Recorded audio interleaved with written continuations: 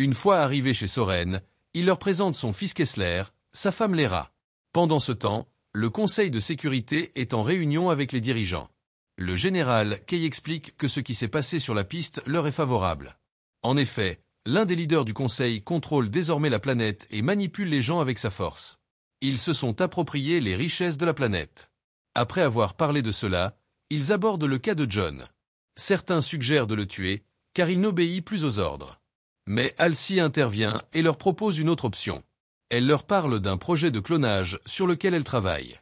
Elle explique qu'il est possible de transférer la conscience de John dans une version améliorée de lui-même grâce à une intelligence artificielle appelée Cortana.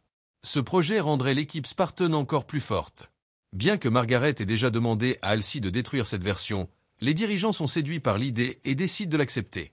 Pendant ce temps, sur une autre planète, Vinché, un membre du Conseil de sécurité, mène des exécutions massives contre ceux qui restent fidèles à leur leader.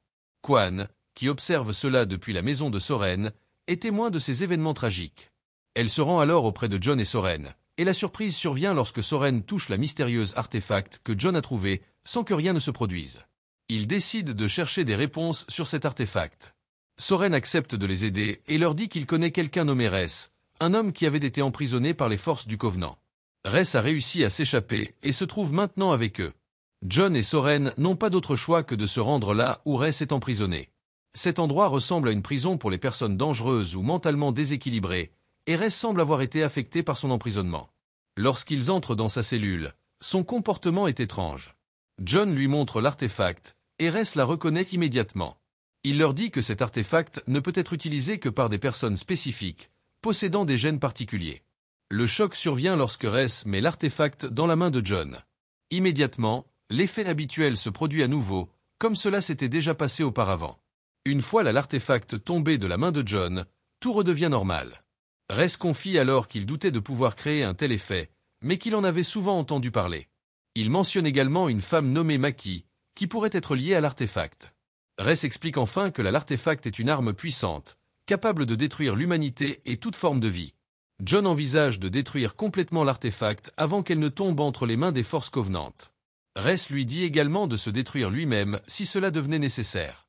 John, ayant désormais la vérité, prend l'artefact et quitte la prison. En discutant avec Soren, il décide de retourner au Conseil de sécurité, car il souhaite étudier et analyser l'effet de l'artefact avec Catherine.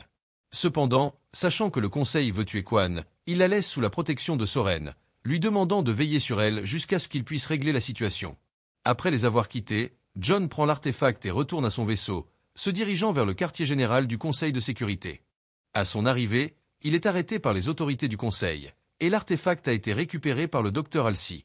Ensuite, nous faisons un saut dans le passé, quelques années auparavant. Sur l'une des planètes, nous voyons une jeune nommée Maki. Les humains de cette planète sont exploités, forcés de travailler dans des usines de plastique et de métal sans compensation. Tout change avec l'arrivée des forces covenantes, qui semblent avoir des appareils capables de détecter des pouvoirs spéciaux chez certaines personnes, comme ceux de Maki. À cause de la dureté de sa vie, Maki décide de rejoindre les Covenants. De retour dans le présent, Maki s'entretient avec l'Alliance et promet aux dirigeants qu'elle retrouvera John, qu'ils appellent le Diable. Pendant ce temps, au Conseil de sécurité, l'amiral Margaret s'entretient avec Miranda, lui montrant des photos de l'effet de l'artefact et lui demandant de commencer à travailler dessus. Margaret commence à perdre confiance en Halsey, pensant qu'elle prépare un remplaçant. Miranda accepte la mission, voyant cela comme une opportunité pour elle. Simultanément, le processus d'intégration de l'intelligence artificielle Cortana dans l'esprit de John commence. John réalise que l'objectif réel de cette opération n'est pas seulement d'augmenter sa force, mais aussi de le contrôler. Après l'opération, lorsque Cortana apparaît et parle à Halsey, il devient clair que John n'est pas totalement sous contrôle. Halsey semble avoir prévu cette situation, mais elle n'a pas anticipé la connexion de John avec l'artefact. Elle décide de laisser Cortana prendre entièrement le contrôle. Kwan, après avoir découvert ce que Vinché fait sur sa planète, demande à Soren de l'aider à libérer Madrigal du contrôle du Conseil de sécurité. Cependant, Soren refuse catégoriquement, rappelant sa promesse à John de protéger Kwan et de ne pas la mettre en danger. Dans l'espace, sur le vaisseau Gladius du Conseil de sécurité, une attaque se prépare. Un vaisseau Covenant apparaît devant eux, mais la surprise survient lorsqu'ils reçoivent un appel venant de ce vaisseau. C'est Maki qui les contacte, prétendant avoir été kidnappée par les forces covenantes et affirmant qu'elle a réussi à s'échapper. Elle demande leur aide. Son plan fonctionne, et le capitaine du Gladius accepte de l'aider. En quelques minutes, il la transfère à bord du Gladius. Cependant, un désastre survient. Des créatures étranges attaquent le vaisseau, exterminant rapidement tout l'équipage, y compris le capitaine, qui refusait de lui révéler l'emplacement du quartier général. Pendant ce temps, John reprend conscience après l'opération. Cortana se présente à lui et lui explique qu'elle est désormais intégrée à son esprit et qu'elle sera son alliée sur le champ de bataille. John, inquiet et mal à l'aise avec cette situation, comprend néanmoins qu'il doit coopérer avec elle pour avancer. John sait qu'il doit regagner la confiance du Conseil de sécurité après ses récents actes, et il souhaite approfondir ses connaissances sur l'effet de l'artefact. Les tests commencent immédiatement, et Halsey emmène John dans une salle d'examen pour observer l'effet de l'artefact en temps réel. Comme lors des précédentes interactions, dès que John touche l'artefact, il commence à revivre des souvenirs de son enfance. Halsey, voulant tester les limites de l'interaction, ordonne à Cortana de faire perdre conscience à John. Lorsque l'interaction se termine, il est clair pour Halsey que l'artefact n'affecte pas uniquement le corps de John, mais aussi son esprit, une technologie bien plus avancée qu'il ne l'avait imaginé. À ce stade, Halsey réalise que l'artefact est trop complexe pour que Cortana prenne entièrement le contrôle de John. Il faudra d'abord qu'ils en apprennent davantage sur les faits avant de tenter de contrôler John par ce biais. John, quant à lui, devient de plus en plus curieux au sujet de ses souvenirs et décide de rechercher des informations sur une planète qui ressemble à celle qu'il a vue en rêve. Cependant, avec l'aide de Cortana, il découvre qu'il y a plus de 100 planètes similaires à celle-ci. Frustré par le manque de précision, il décide d'enlever une puce inhibitrice dans son corps, ce qui avait pour but d'annuler certaines émotions. Cortana, informée de cette action, en parle à Halsey, mais cette dernière ordonne à Cortana de l'aider à retirer la puce. Au moment où John retire sa puce, Kai l'aperçut de l'autre côté. Après avoir retiré la puce, John commence à percevoir le monde différemment.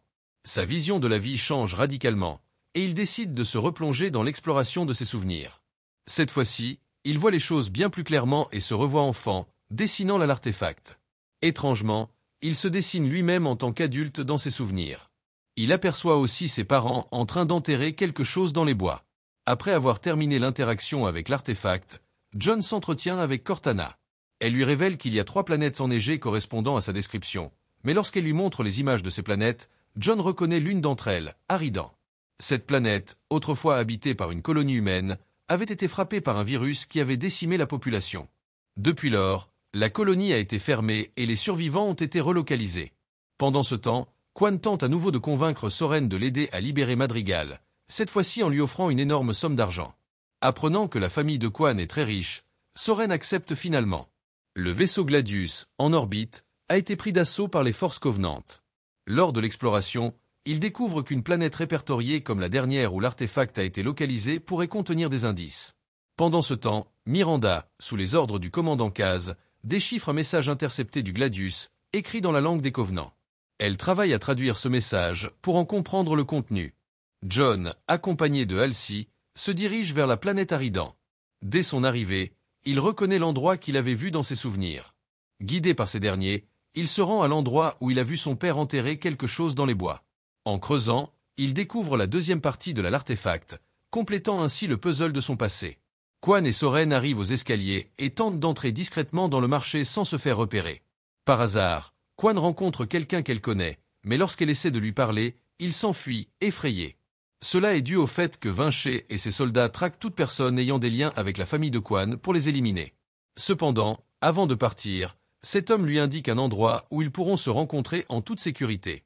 Pendant ce temps, sur la planète Aridan, John continue de creuser et finit par découvrir une boîte enterrée.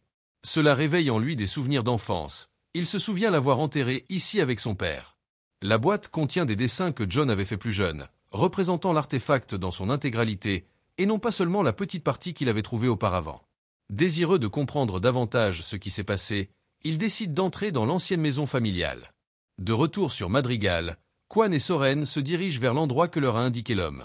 Ils y trouvent un groupe de résistants qui honore la mémoire de son père. Quan rencontre une femme nommée Agatha, qui fut un général de la résistance. Quan demande des détails sur leur plan, mais Agatha est surpris de voir à quel point la résistance est abandonnée. Il lui conseille de quitter la planète rapidement, affirmant que si elle est capturée, elle sera tuée. Les paroles d'Agatha mettent Quan en colère. Elle les accuse de trahison et de ne pas honorer le sacrifice de son père. À cause de la dispute, les hommes de Vinché arrivent et attaquent le groupe. Soren réagit rapidement et s'enfuit avec Quan. Pendant ce temps, John, dans la maison familiale, continue de se remémorer son passé avec l'aide de Cortana. Il se voit à nouveau en train de dessiner les cercles, indiquant l'emplacement exact de la deuxième partie de l'artefact, une partie qu'il ne comprenait pas jusqu'alors. Il se souvient également d'une visite de Halsey dans son enfance, alors qu'il vivait encore avec ses parents. Ce souvenir va à l'encontre de ce qu'on lui avait dit. Pourquoi lui aurait-elle caché cela pendant tant d'années? Il commence à se demander ce qu'on lui cache vraiment. Au siège du Conseil de sécurité, Miranda travaille toujours sur le déchiffrement du message envoyé par Mackie. En discutant avec Kai et Van Kawirs, il découvre accidentellement que Miranda comprend certains mots de la langue de l'Alliance. Il lui apporte leur aide pour décoder le message. De retour sur Madrigal, Quan et Soren retournent au vaisseau. Ils y arrivent juste avant que les hommes de Vinché ne les rattrapent. Frustré, Soren blâme Quan pour tous les ennuis dans lesquels il se trouve. Quan rétorque que la seule solution est de l'aider à rejoindre sa tante, qui est très riche. Elle lui assure qu'elle pourra non seulement lui payer la somme promise, mais bien plus, afin qu'il puisse compenser ses pertes. John, cherchant désespérément la vérité, décide de confronter Halsey. Il lui demande de lui expliquer pourquoi elle apparaît dans ses souvenirs d'enfance. Halsey, tentant de le rassurer, lui dit que c'est normal d'avoir des souvenirs confus et perturbés. Pendant ce temps, Quan et Soren tentent de rejoindre la tante de Quan. Sur le chemin, Soren commence à envisager des moyens de fuir si les choses tournent mal. Lorsque Quan parle enfin à sa tante, elle découvre que la famille a perdu tout son argent. Sa tante, amère, reproche à son père d'avoir dépensé toute leur fortune dans la résistance, ce qui a conduit à sa mort et à la perte de la planète aux mains du Conseil de sécurité. Dévasté, Quan perd espoir, mais sa tante lui redonne confiance en lui disant qu'elle est la seule à pouvoir changer les choses. Elle lui conseille de chercher une tribu mystérieuse dans le désert, une tribu qui avait autrefois aidé son père et pourrait détenir des informations cruciales sur le Conseil de sécurité. Juste à ce moment, là une complice de Vinché apparaît et tue la tante de Quan. Juste au moment où elle est sur le point d'attaquer Quan, Soren apparaît et tire un bal dans son épaule permettant à Quan de s'enfuir. Il fuit rapidement sur une moto que Soren a volée, quittant la colonie. Pendant ce temps, au Conseil de sécurité, Miranda et Kai réussissent à déchiffrer un mot du message envoyé par Mackie. Ce mot, anneau, fait référence à l'anneau sacré que tout le monde semble rechercher. Miranda, déterminée à protéger cette information, demande à Kai de garder le secret, surtout après avoir découvert que Kai avait retiré la puce qui permet de contrôler ses émotions. Elle sait que cela pourrait exposer Kai à des sanctions, mais elle promet de ne rien dire.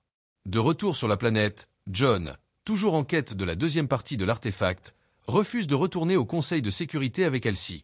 Il est convaincu de savoir où se trouve cette seconde partie. Ils se rendent dans une grotte qu'il a vue dans ses souvenirs. Halsey, inquiète de l'arrivée possible des forces covenantes, appelle les troupes du Conseil de sécurité, y compris Miranda et le général Kay, qui est révélé être le père de Miranda. Une fois arrivé, il commence à tester la deuxième partie de l'artefact.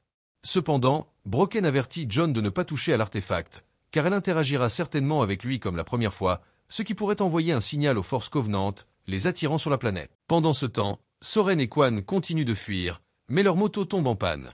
Soren, réalisant qu'ils ont besoin d'un autre moyen de transport, part à la recherche de quelque chose à voler, laissant Quan attaché à la moto.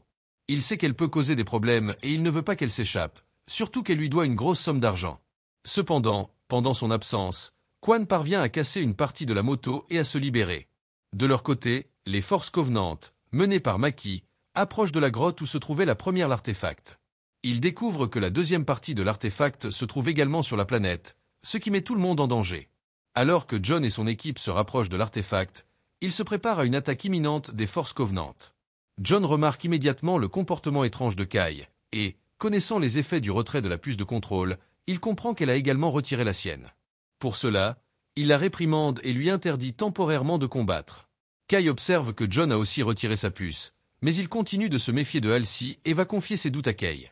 John sent que Halsey lui cache quelque chose d'important, surtout après l'avoir vu dans ses souvenirs d'enfance avec sa famille. Kai, étonné par les soupçons de John, promet d'enquêter une fois de retour au siège. Pendant ce temps, Halsey et Margaret discutent du fait que John commence à se souvenir de plus en plus d'événements de son enfance, y compris l'enlèvement de ses parents, tout comme pour les autres Spartans. Margaret ordonne à Halsey de prendre les choses en main avant que John ne découvre toute la vérité, suggérant même que Cortana prenne le contrôle total du corps de John. Halsey refuse, sachant que John ne pourrait plus interagir avec l'artefact s'il n'était pas aux commandes. Pendant ce temps, l'équipe de John parvient à activer l'artefact, qui libère une immense énergie, bien plus puissante que la première fois.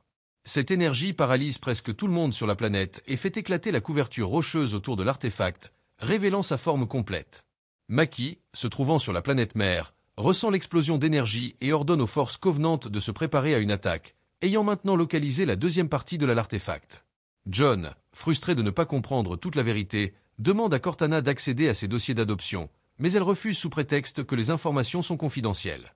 Déterminé, John décide de toucher l'artefact une nouvelle fois. Lorsqu'il le fait, il voit des souvenirs encore plus clairs, notamment celui de son enlèvement par des soldats lorsqu'il était enfant.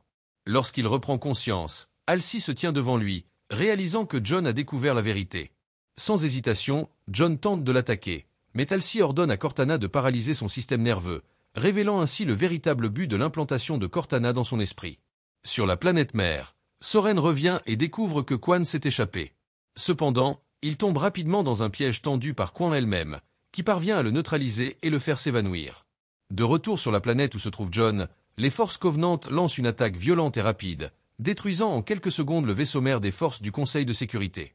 Halsey donne l'ordre de transférer la deuxième partie de l'artefact à bord de leur vaisseau, une mission confiée à John et son équipe.